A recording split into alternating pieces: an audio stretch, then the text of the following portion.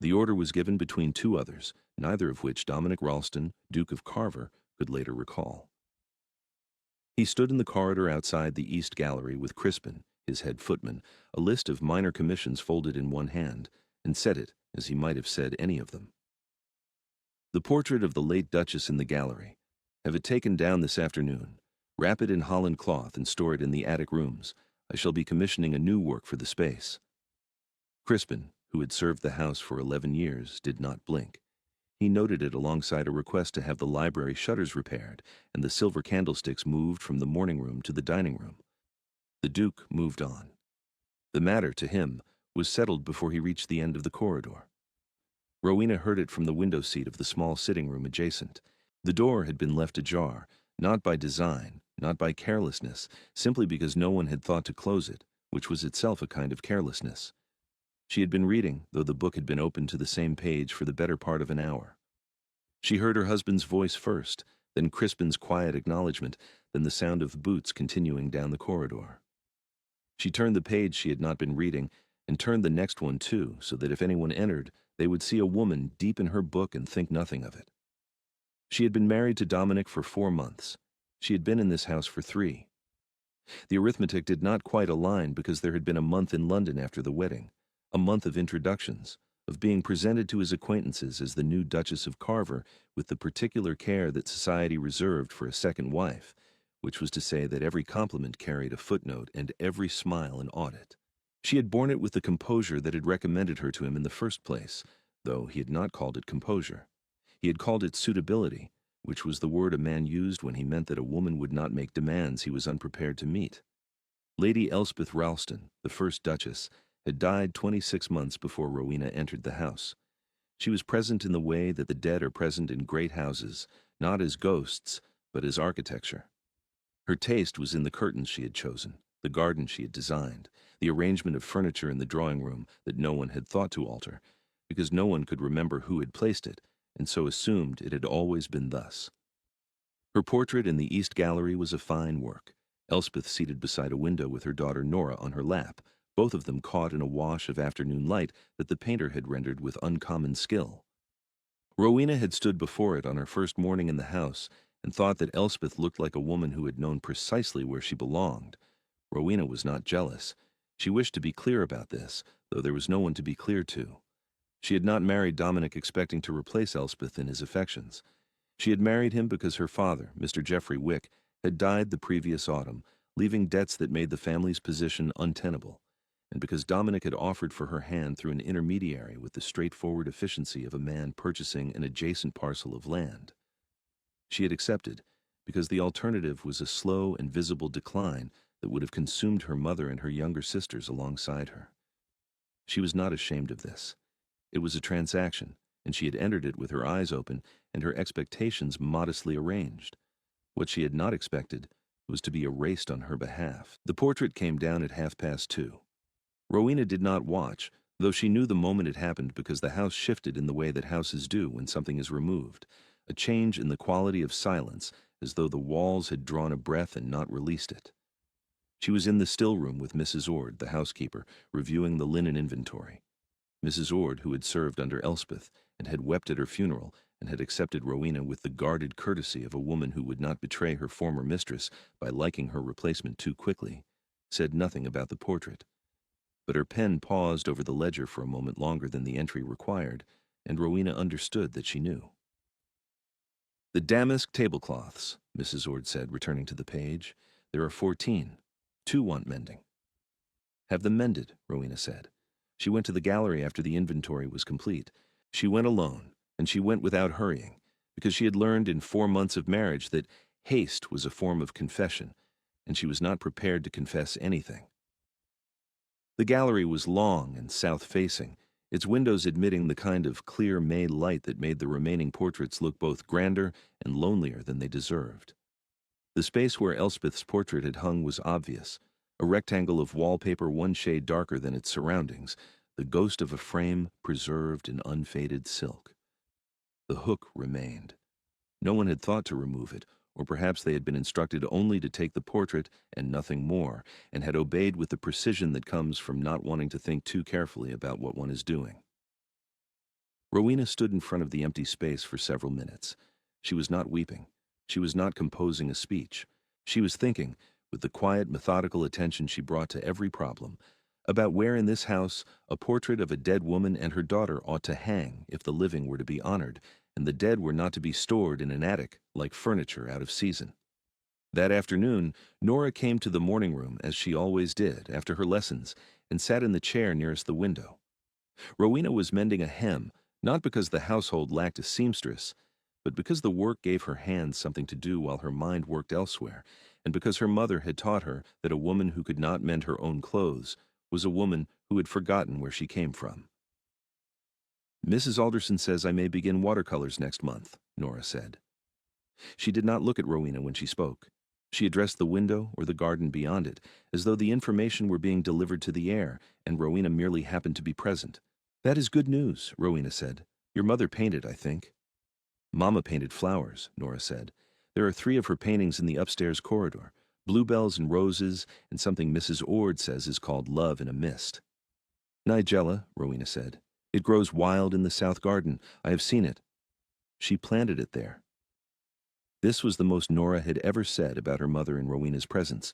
The child's voice was careful, controlled, a 7-year-old's imitation of composure that was so precisely done it made Rowena's chest ache, because a child should not need to practice steadiness when speaking of her own mother.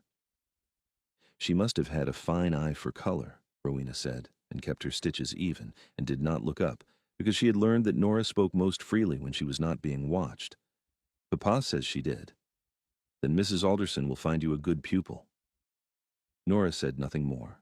She sat in her chair and looked at the garden where her mother had planted nigella, and Rowena mended the hem and thought about the empty space in the gallery and the portrait wrapped in holland cloth in the attic, and a child who catalogued her mother's presence in the house the way a cartographer marks landmarks, the paintings in the corridor, the flowers in the garden, the curtains, the arrangement of chairs, as though she were afraid that if she did not keep count, the landmarks would be removed one by one until there was nothing left to prove that Elspeth Ralston had ever lived here at all. And now, of course, one of them had been. She thought of it through dinner, which she took with Dominic in the dining room as they did every evening. He spoke of his correspondence, a matter concerning his attendance at the House of Lords for the next session, a disagreement with a neighboring landowner about drainage rights, a letter from his solicitor regarding an investment in canal shares. She listened with the attentiveness that he had come to expect from her, and that he mistook for contentment, because he was a man who measured the success of a marriage by the absence of complaint, and had not yet learned that silence could be the most eloquent complaint of all. "Nora's governess tells me she is progressing well with her French," he said, as though the child were a crop report. "She is," Rowena said. "She read to me from a fable yesterday. Her accent is better than mine." This was the most they had spoken about Nora in a fortnight.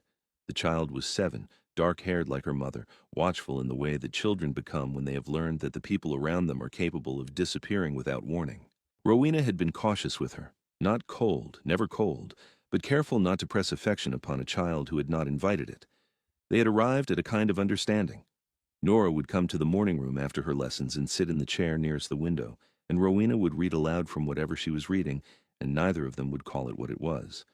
Dominic retired to his study after dinner. Rowena went to the drawing room and sat beside the fireplace, which was unlit. The evening was warm enough, and looked at the wall above the mantel. There was a landscape there presently, competent but unremarkable, purchased by some earlier duke whose taste had run to the safe and the respectable. The wall was wide. The light, even in the evening, was good. Every visitor to the house was received in this room. Every caller, every neighbor, every dinner guest sat beneath whatever hung above that fireplace. She made her decision somewhere between the second cup of tea and the moment she set her embroidery aside. It was not a dramatic decision. There was no sharp intake of breath, no moment of trembling resolve. It settled over her like a change in temperature, noticeable only in retrospect. She waited until the house was asleep. This required patience. Mrs. Ord completed her rounds at 10:30. Pethick, the steward, checked the locks and extinguished the hall candles at 11. The kitchen staff had retired by 9:30. Dominic's study fell silent at 11:15. She heard his door close, his footsteps on the stairs, the soft, conclusive sound of his bedchamber door. She waited another hour. At midnight, she took a single candle and went to the attic rooms. The stairs were narrow and uncarpeted, the wood cool beneath her stockinged feet, and the air was cold. Attics in May held the memory of winter longer than the rest of the house, as though warmth, like attention, rose only so far.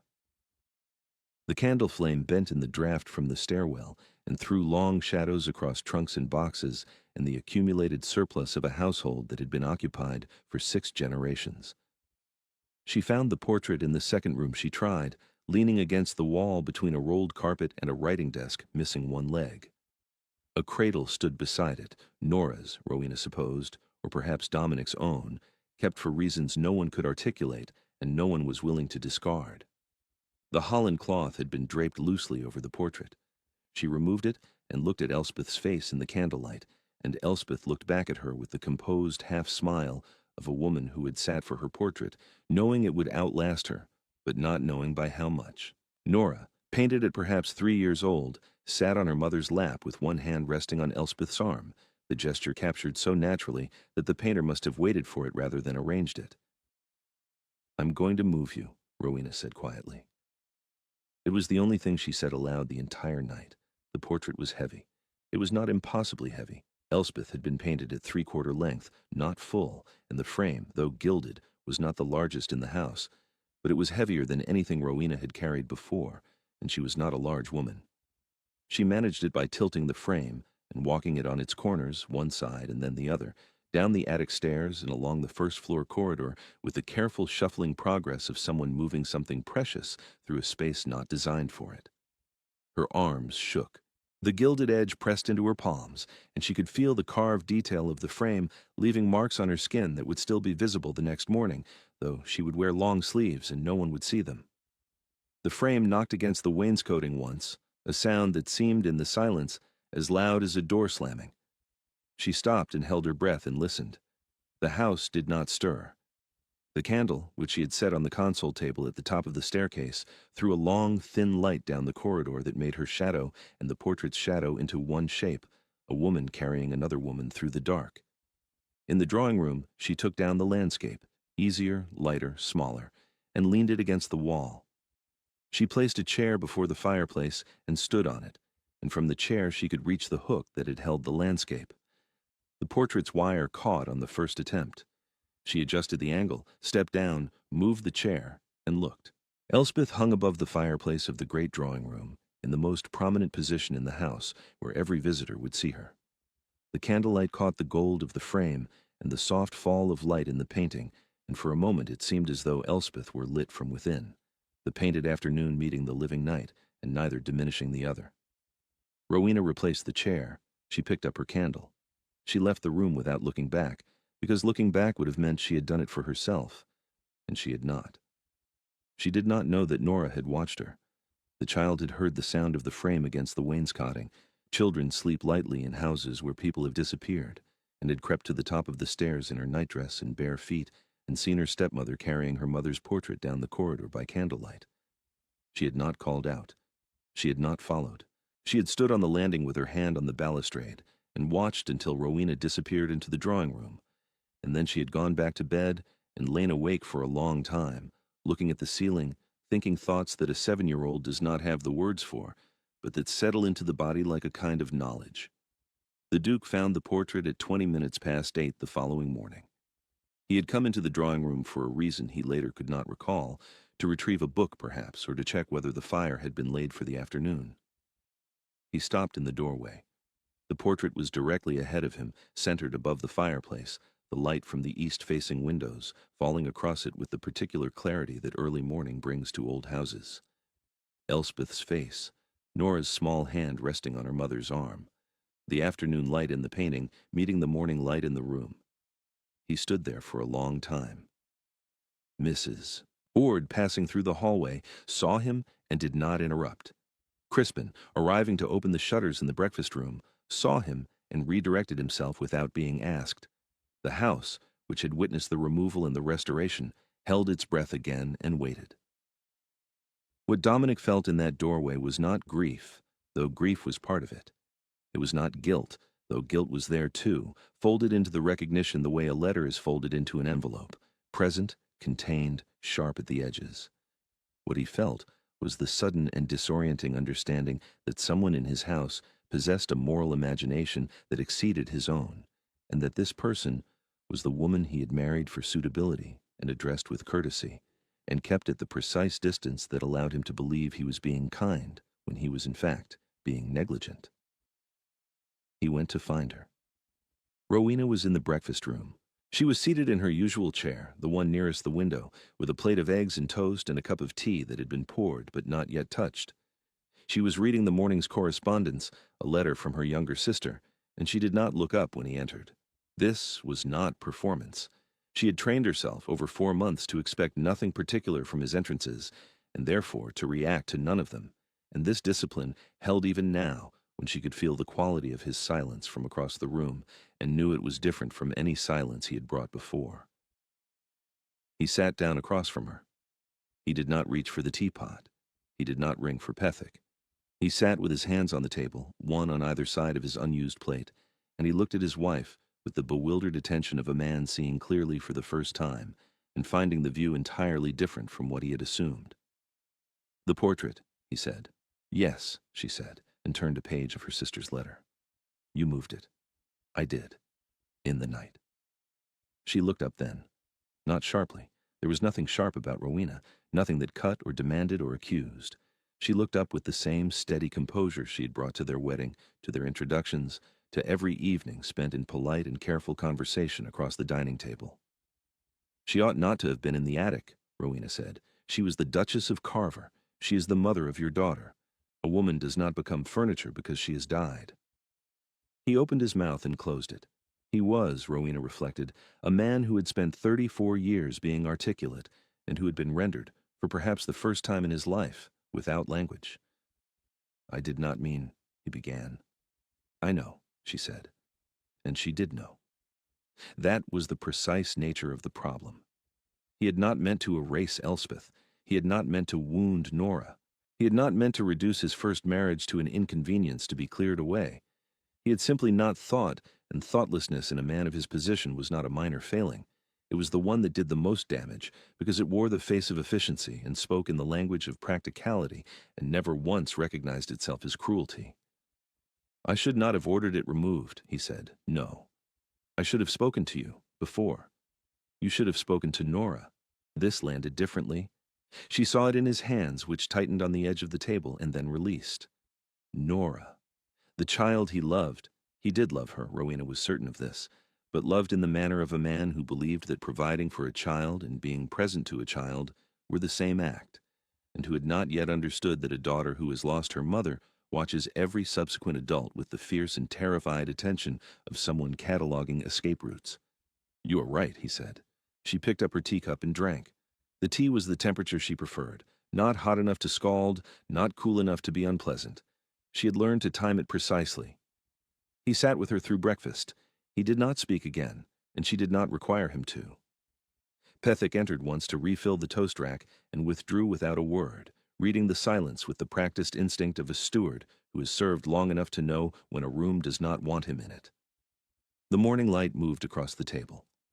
Rowena finished her eggs. She opened a second letter, this one from her mother, who wrote every week with news of her sisters and the small economies of a household that was gradually, thanks to Rowena's marriage, recovering its footing.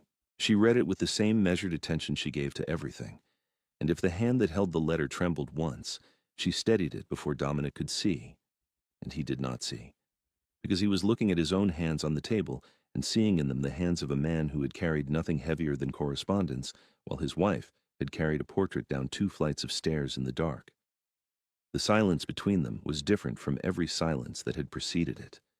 It was not comfortable, comfort was still months away, but it was honest, and honesty, Rowena had found, was the only foundation worth building on. The portrait remained above the fireplace. Dominic did not mention having it moved again, and no one in the household suggested it.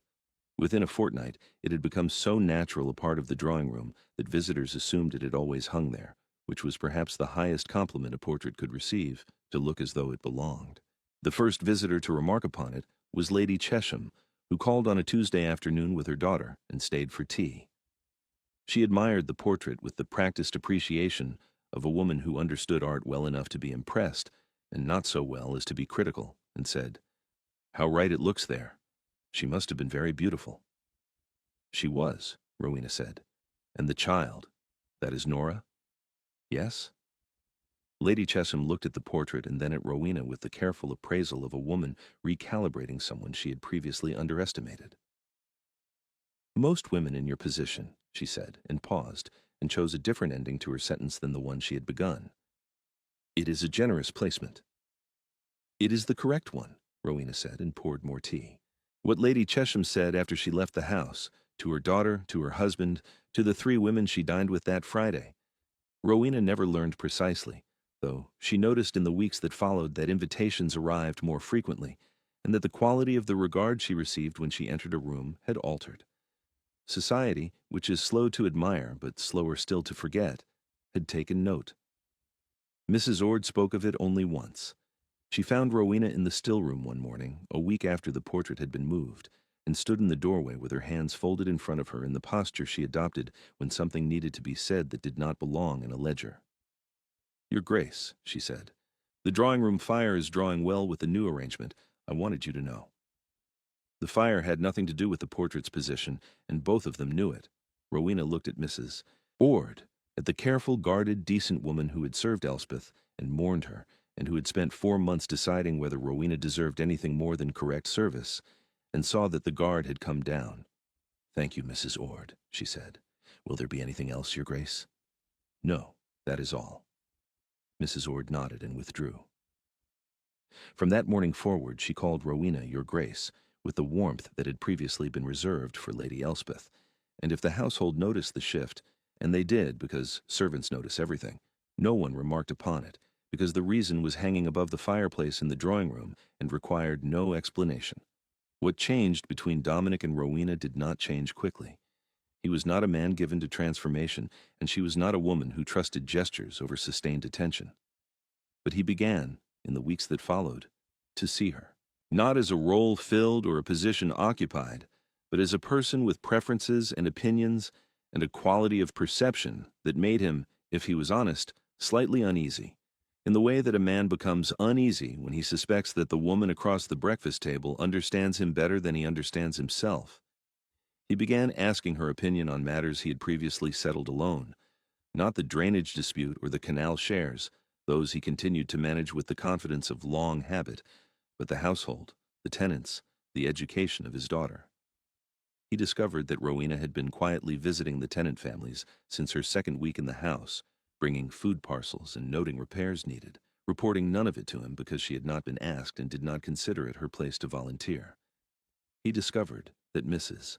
Ord, who had greeted Rowena with guarded courtesy, now deferred to her on every domestic matter with the unspoken loyalty of a woman who had decided, on the evidence of one night's act, that the new Duchess deserved her allegiance. He discovered that Nora had begun sitting with Rowena every afternoon, not merely in the same room, but beside her, close enough to lean against her arm while Rowena read aloud, though neither of them acknowledged the contact. He came upon them once in the morning room, Nora's head resting against Rowena's shoulder, both of them intent on a book of botanical illustrations, and he stood in the doorway in much the same posture he had stood before the portrait, motionless, struck, aware that something was being built in his house that he had not commissioned and could not have designed, and that was more valuable than anything he had ever deliberately arranged. He spoke to Nora about her mother that evening. Not fluently. He stumbled, repeated himself, left sentences unfinished, but he spoke, and the child listened with the grave attention of someone who has been waiting a long time to be addressed.